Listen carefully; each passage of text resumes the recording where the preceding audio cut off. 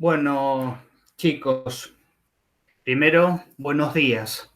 Bueno, supongo que ya habrán, a esta altura del partido, tienen que haber recontravisto los que quedaban, el primer encuentro que hice mediante una grabación como esta. Y al momento de acceder a esta nueva grabación ya vamos a haber tenido un encuentro en vivo. Eh, lo primero que les quiero decir es que es importante, por más que parezcan, tienen sus tiempos de trabajo, sus trabajos, sus prácticas profesionales, tienen toda una serie de cuestiones, de realidades que a lo mejor les complican el tema de los horarios, pero bueno, hemos quedado que lo ideal es esta franja horaria. Lo que sí me parece importante que vayan siguiendo.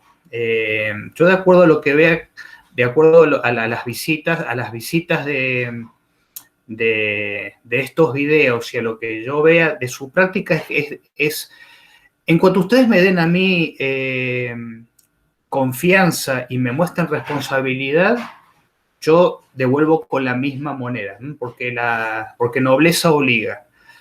Pero hay que tomarse estas materias, por más que ustedes no le terminen de encontrar mucha vinculación o relación al mundo de la medicina, hay que tomarlas en serio.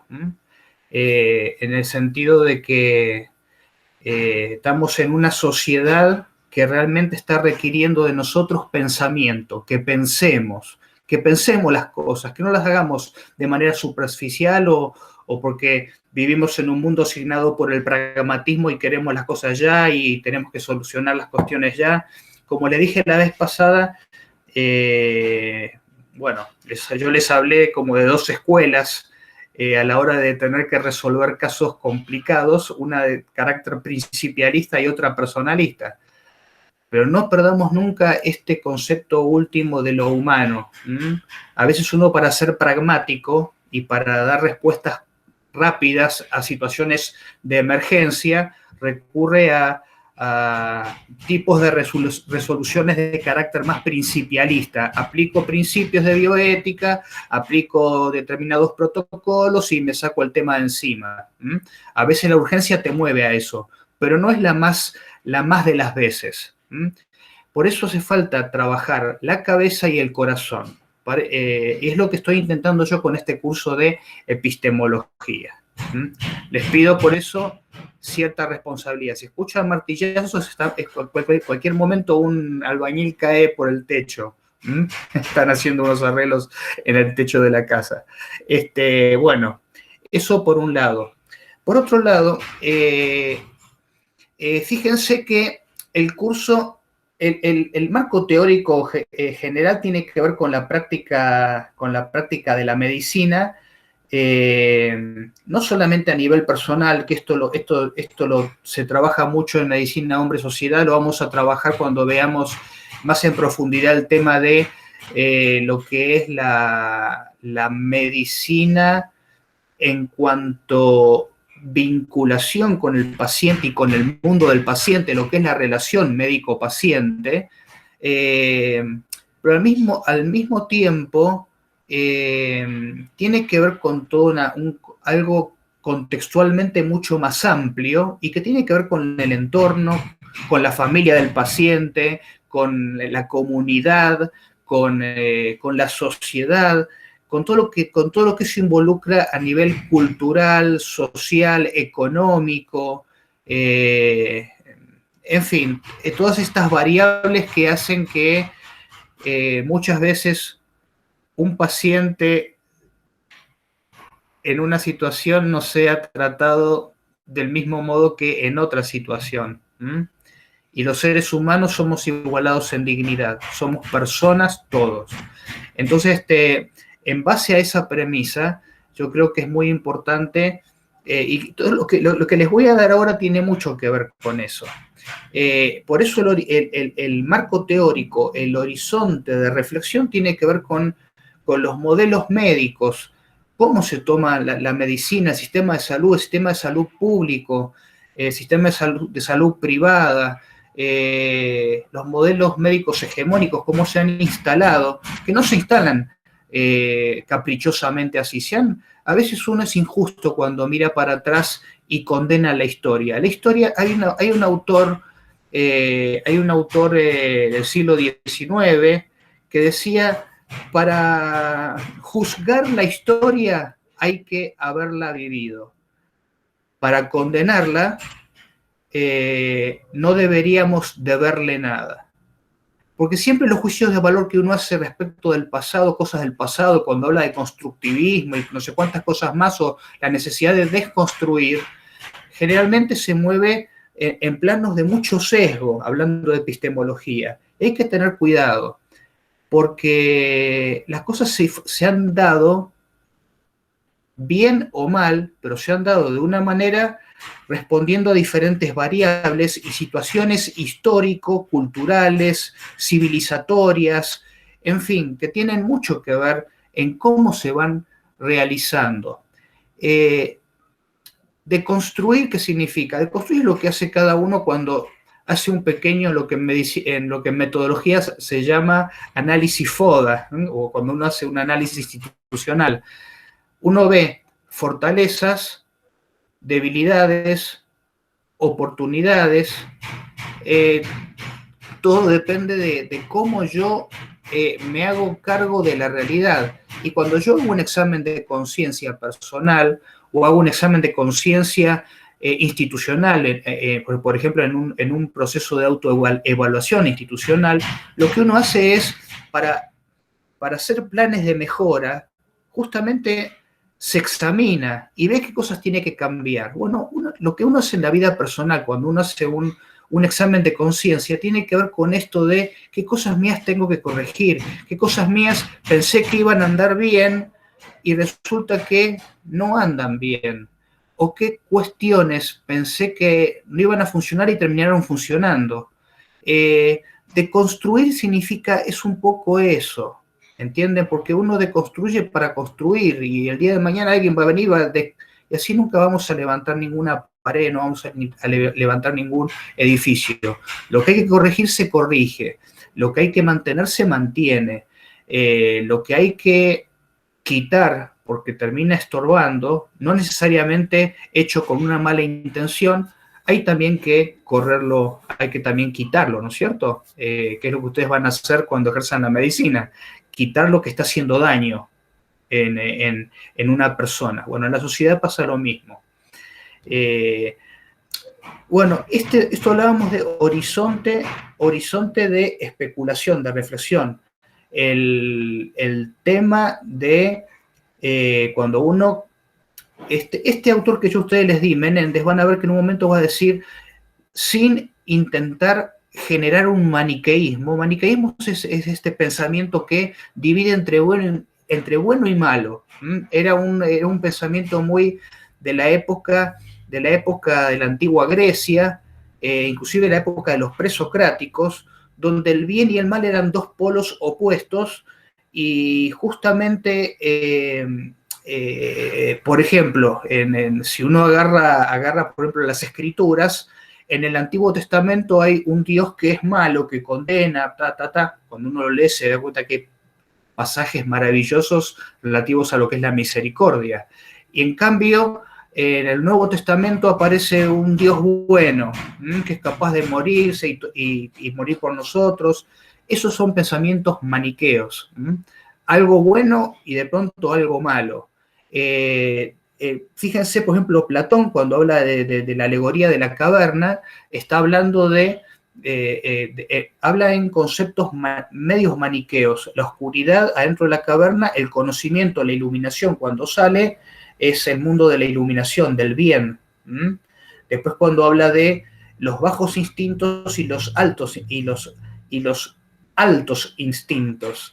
Los bajos instintos tienen que ver como del ombligo para abajo, todo eso que nos tira hacia el inframundo, hacia las cosas malas.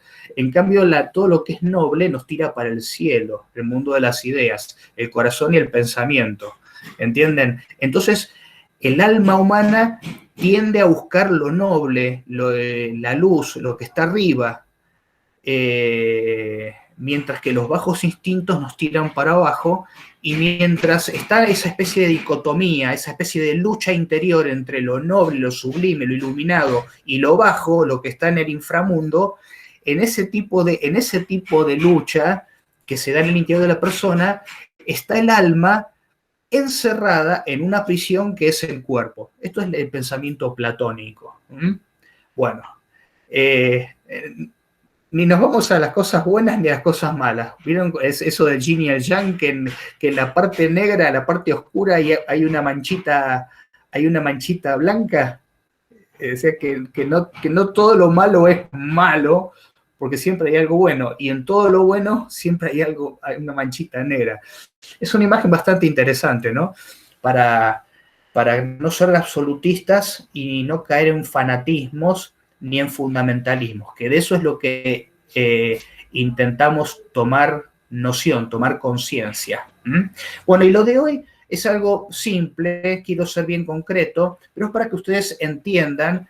Algunas cosas las vamos a haber visto seguramente ayer en el vivo, pero bueno, hay cosas que yo quiero reafirmarles para que ya nos podamos dedicar más de lleno a los documentos de Menéndez y del Valle. Yo a ustedes la vez pasada les explicaba que epistemología y gnosiología son mundos diferentes, o sea, están relacionados. Pero ustedes fíjense, la gnosiología está más ligada al conocimiento, gnosis, conocimiento, en cuanto a la facultad de conocer, a la capacidad de conocer. ¿Cómo se da el conocimiento? ¿De qué manera? Acá obviamente intervienen los sentidos, la vista, el tacto, el gusto, el oído, inclusive hay gente que tiene esas capacidades internas como un sexto sentido para darse cuenta o palpitar y tener intuiciones, ese tipo de capacidades para percibir la realidad. La realidad se percibe a través de los sentidos. Bien, la facultad de conocer, eso es lo que estudia la gnosiología. La epistemología también, episteme, también significa conocimiento, pero no conocimiento en cuanto facultad, en cuanto acto de conocer, sino, o sea, no como verbo, sino como sustantivo, el conocimiento en cuanto tal, el conocimiento en cuanto hecho dado al momento de conocer. ¿Cómo es el conocimiento? Como un objeto de análisis. ¿Por qué le hago esto que parece medio... Vean, piensen, un conocimiento más como verbo, acto de conocer, facultad, capacidad de conocer, y el otro, acá tenemos la gnosiología, o la teoría del conocimiento, y la epistemología como algo más sustantivado, como algo, como lo hecho, como el objeto de estudio, el objeto de análisis. Bien, esto, ¿por qué es importante? Porque justamente cuando uno habla de epistemología y ciencia, el tema del conocimiento científico apunta a la epistemología, porque estoy estudiando el conocimiento no tanto como se produce, sino como posibilidad para conocer la verdad, posibilidad de que realmente esté buscando, encuentre un método que a mí me acerque a la verdad. La primera pregunta que nos vamos a hacer, ¿qué es la verdad? ¿Y cómo se puede llegar a la verdad? Y es aquí donde vamos a encontrar un montón de gente o de escuelas que concibe esta capacidad de conocer, que yo les decía a ustedes que ¿para qué tanta estupidez? ¿Para qué tanta disquisición? Se van a dar cuenta a medida que vayamos avanzando por qué es importante tener esta capacidad de darnos cuenta que hay distintas maneras de concebir si no existieran esta cantidad de gente que opina cómo se da el conocimiento, todos pensaríamos igual. Y si se ponen a pensar con más sutileza, no existiría la libertad. La libertad presupone que no todos pensamos igual. La libertad presupone que no todos tenemos la misma capacidad de entender las cosas, o a lo mejor si tuviéramos todos agudeza para llegar al fondo de las cosas. Como decíamos el otro día, como estamos mirando desde distintas perspectivas, tenemos derecho a pensar distinto. Y necesitamos pensar distinto, porque cuanto más diferentes miradas hayan, mejor visión de conjunto vamos a tener si somos capaces de escuchar al otro, de tener oído para el otro. ¿Mm? Cuando no hay oído para el otro, hay odio, se generan odios. Y esta es la intolerancia. Bien, vamos por parte. El concepto de nociología, como usted les decía, estudia el conocimiento en general, el conocimiento como, decíamos, como verbo, como acción de conocer, como capacidad de conocer, pero en un sentido general, no se va a particularidades. Si estamos hablando de un conocimiento científico, si estamos hablando de un conocimiento de tipo empírico, de un conocimiento más de tipo racional, de un conocimiento intuitivo, de un conocimiento de cosas inmanentes, internas a las realidades, si estamos hablando de un conocimiento de cosas trascendentes, de cosas metafísicas, estamos hablando de valores, si el valor se lo damos nosotros a una cosa cuando la valoramos, o la cosa tiene un valor en sí mismo, en fin, no se va a esas cosas, a esos pormenores, sino un conocimiento en general. Esto es importante porque básicamente para que entiendan lo global, lo general, vamos a partir como de dos tipos de escuelas que han tenido, que toman forma concreta en la época no de la modernidad en cuanto a modernidad de tiempo, que es el fenómeno que estamos viviendo ahora, sino en la era moderna, en el momento en el momento en el cual se da aparecen estos genios del racionalismo y aparecen Kant y Descartes y Hegel, toda esta época de la gente que le da mucha importancia, que es importante, se le empieza a dar importancia al tema de la razón frente a un momento donde todo estaba muy signado por lo metafísico, por el tema de la fe, por el tema de las creencias, las religiones.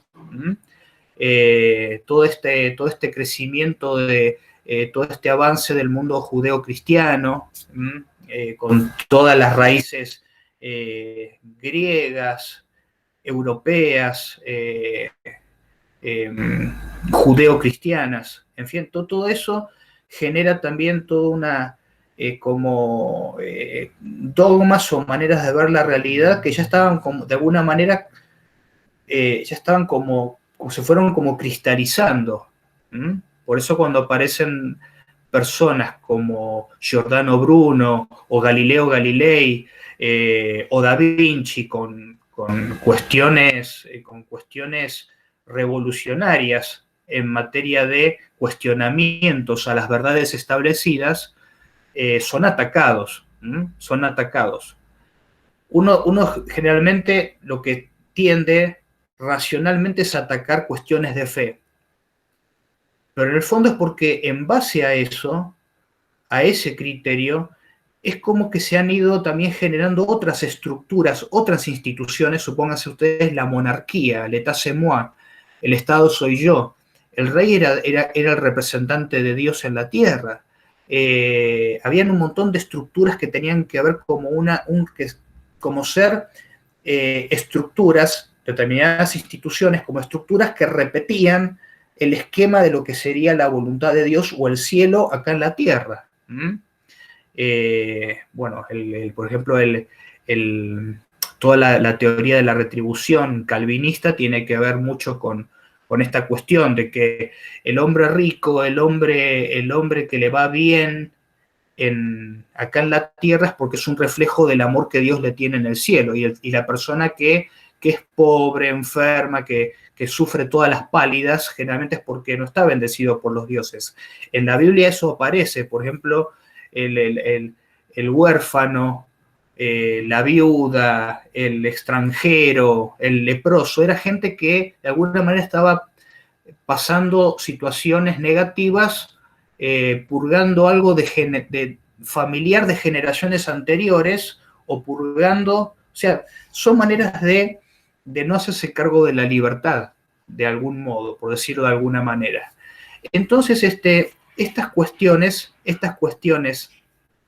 que tienen que ver con maneras o paradigmas de concebir, cuando de pronto aparecen personas que con su capacidad de razonamiento y su capacidad de argumentación vienen a golpear de alguna manera estas estructuras, son golpeadas, son golpeadas. Giordano Bruno era un genio, una persona que en su mente había tenido una visión de lo que era el cosmos, el universo, algo que hoy lo tenemos gracias a los telescopios, gracias al Hubble y demás instrumentos de investigación. Pero había tenido, estamos hablando en las puertas de la Edad Media, una persona, un monje agustino, que terminó en la hoguera por explicar cómo era el universo y que el centro del universo no era ni la Tierra ni el Sol, sino que es algo que el universo no tenía límites. ¿Entienden? Galileo cuando dice algo que ya había sostenido Ptolomeo,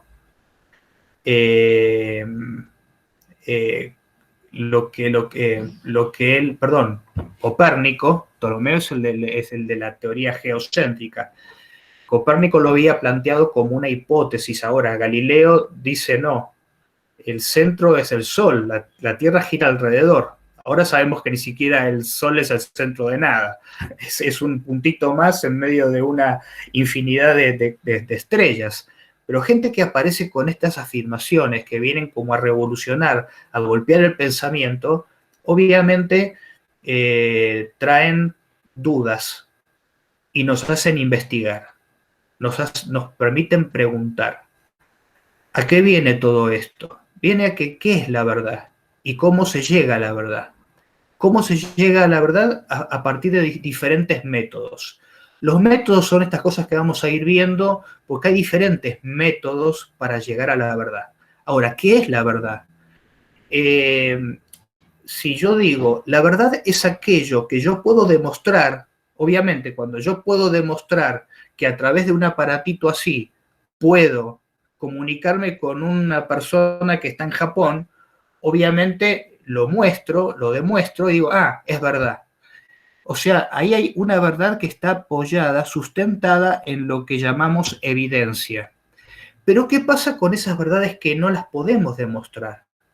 Y no me estoy refiriendo a cuestiones metafísicas, porque cuando estos pensadores como Galileo, o como Copérnico, o como tantos otros de la antigüedad, planteaban como verdad algo que no podían demostrar empíricamente, o sea, a través de la experiencia sensible,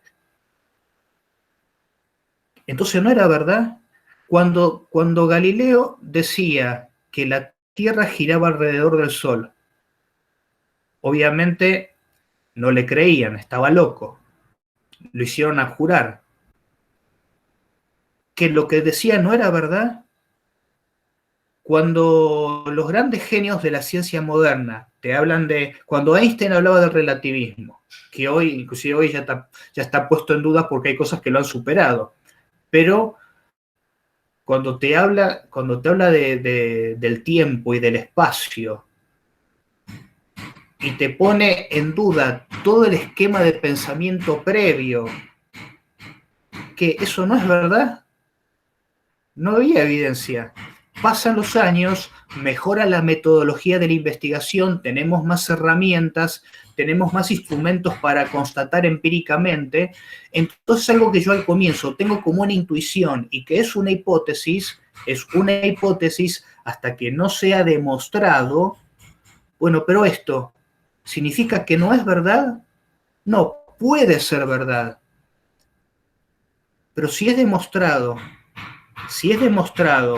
en el siglo XXI o en el siglo XXIII que es verdad gracias a los avances tecnológicos, ¿Qué significa? Que esto que ahora es verdad, en aquel momento era distinto, ¿no era verdad? Sí, era verdad, había que descubrirlo, demostrarlo, pero era verdad, era verdad.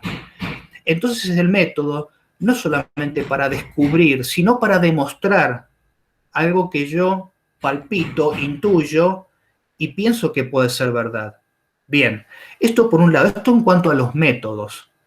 ¿Qué método me va a mí a ayudar a constatar que esto es verdad o descubrir, porque tengo una duda, descubrir dónde está la verdad o cuál es la verdad? ¿Cuál es ese anticuerpo o ese elemento que va a permitir que nos curemos del COVID? Tengo que descubrirlo. Y en este proceso tengo que pasar por distintas fases. Y así cuando se ha tenido que buscar una medicación contra el ébola, contra lo que sea, ¿qué es la verdad? Está ahí, está ahí. Hay que descubrirlo y hay que probarlo. Y hay que comprobarlo. Y para esto hay métodos. Muchos de ustedes seguramente el día de mañana se interesen por la investigación, se interesen por buscar por la investigación médica, por la investigación de medicamentos, por la investigación de distintos tratamientos para curar el cáncer, para curar riñones, hígado, corazón, para cambiar y curar desde lo genético. Hay muchas. La investigación es algo fantástico, por eso cada investigación tiene un basamento que es un método, una metodología. Bien, esto es para que ustedes se den una idea a grosso modo. Generalmente uno habla de dos tipos de dos tendencias. Una tendencia es en lo que es el conocimiento, es el empirismo y otro es el racionalismo. Empirismo, racionalismo. ¿Qué es el empirismo? El empirismo es una corriente de pensamiento que te dice, yo para conocer la verdad tengo que comprobar, constatar, conocer, demostrar, probar, empirismo. Después tenés el racionalismo, que todo es como que todo conocimiento no es a partir de la experiencia y de la demostración, sino que, perdón,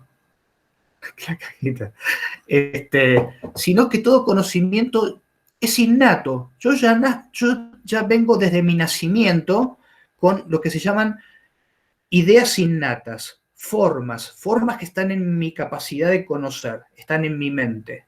Entonces yo en mi mente tengo la forma cubo, la forma color, la forma, las distintas cualidades que tienen las cosas. Entonces, de pronto, cuando yo estoy en contacto con un objeto, esos preconceptos, esas ideas innatas se aplican. Entonces, si yo veo un cubo, automáticamente estas capacidades, estas formas que yo tengo de manera innata, se aplican. Entonces yo veo el cubo, se aplica el concepto cubo, se aplica el concepto color, dentro del color se aplica el concepto de cualidad, cualitativo del color, si es negro, si es azul, si es verde, si es rojo, sea lo que sea. Ahí se aplica. Se aplica el concepto de dureza o blandura, el concepto de hueco, etc. Y así voy formando el concepto de cubo, el concepto de caja, está vacío, que hay unos cablecitos, etc. Y de pronto, así yo conozco todo, pero gracias a mis capacidades ya innatas que tengo. Entonces el conocimiento, acá estamos hablando como que el conocimiento parte no de la realidad, de la cosa objetiva, la cosa que está fuera de uno, sino parte de mi razón. Generalmente en el mundo de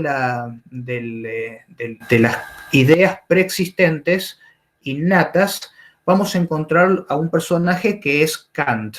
Ya lo vamos a ver, capaz que lo hemos visto ayer, pero ya lo vamos a seguir profundizando un poquito más. En el mundo del empirismo tenemos a Hume, que dice, por ejemplo, que las cosas, que nada se conoce porque la realidad está fuera de uno, y lo importante es darse cuenta que el conocimiento es el resultado de las dos cosas. El conocimiento, yo el otro día les hablé de la filosofía del encuentro.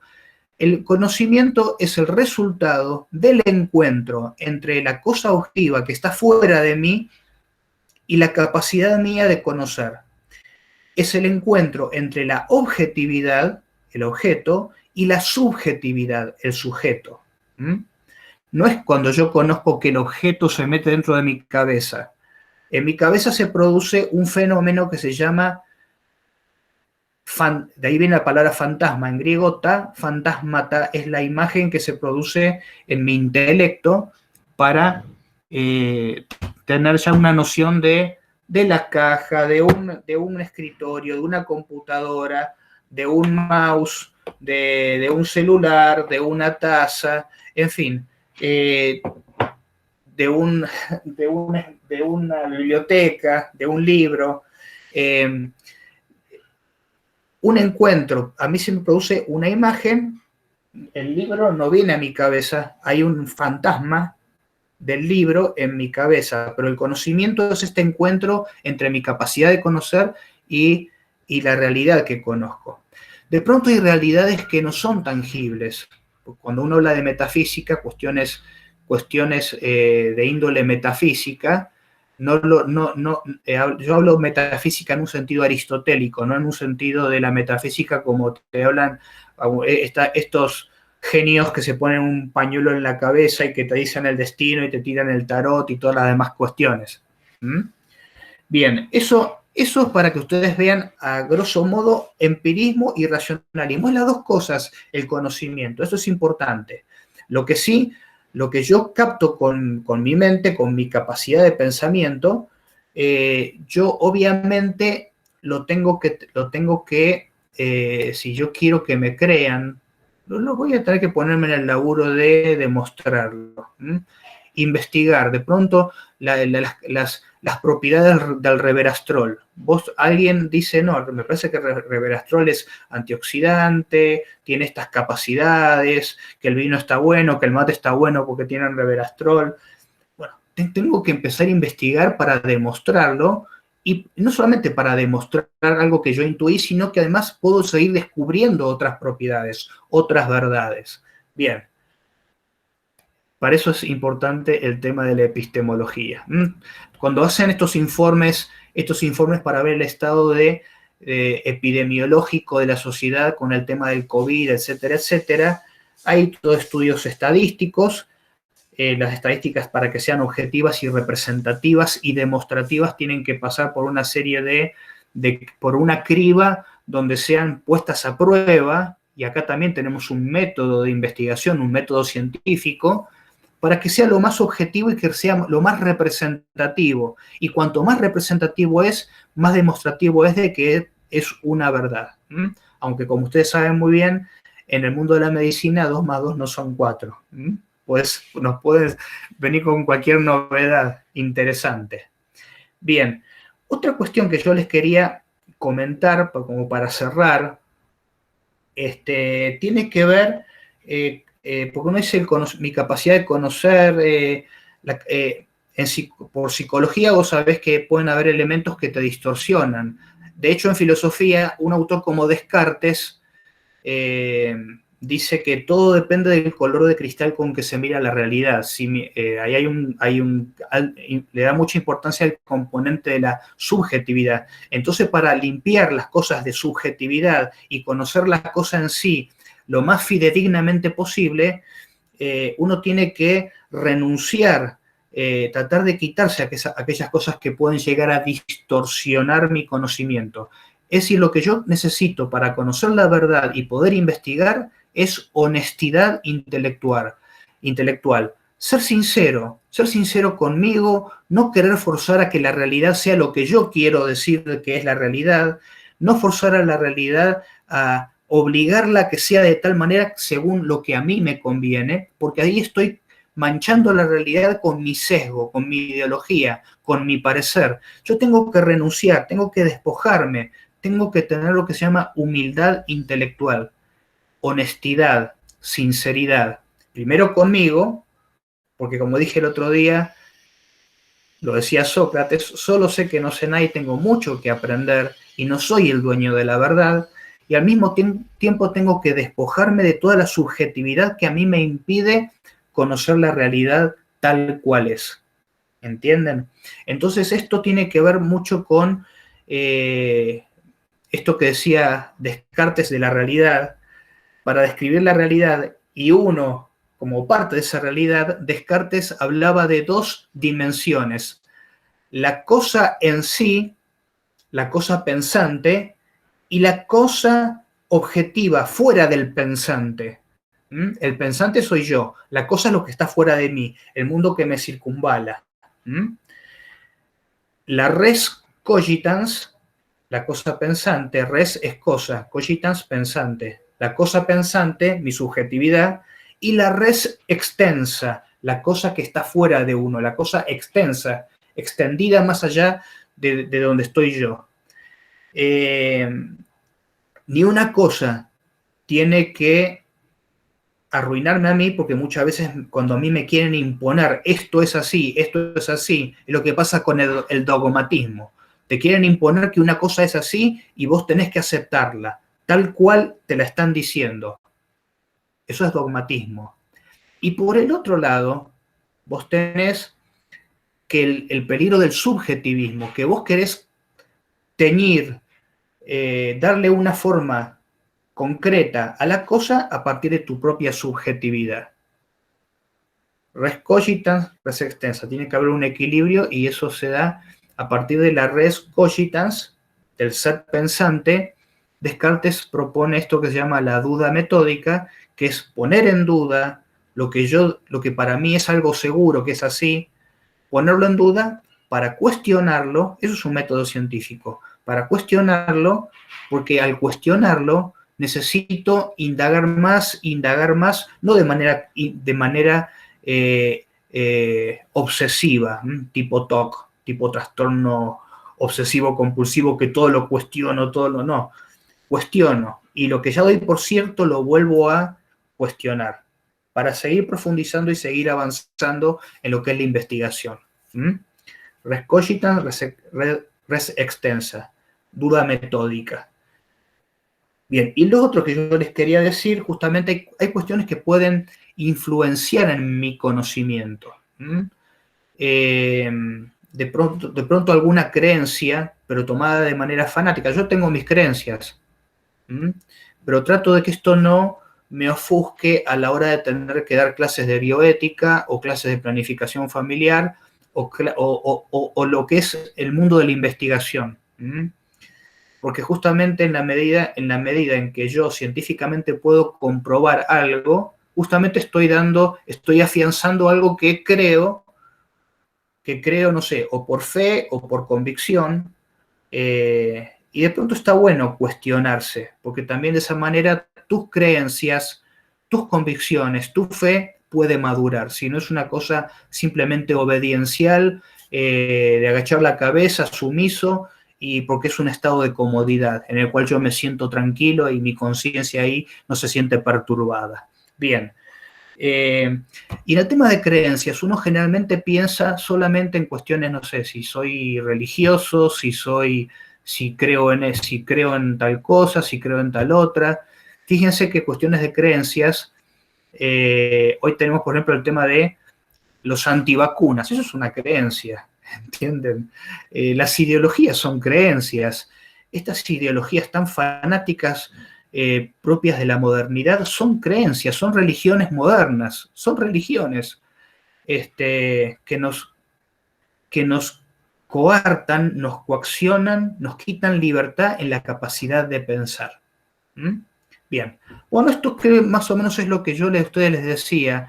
Epistemología viene a ser la parte más sustantivada, el estudio del conocimiento, y para poder entender cómo se da este proceso de conocimiento en cuanto sustantivo, cómo es el estudio de este conocimiento, episteme conocimiento, logos estudio, análisis, para eso yo aplico métodos científicos. y veo escuelas.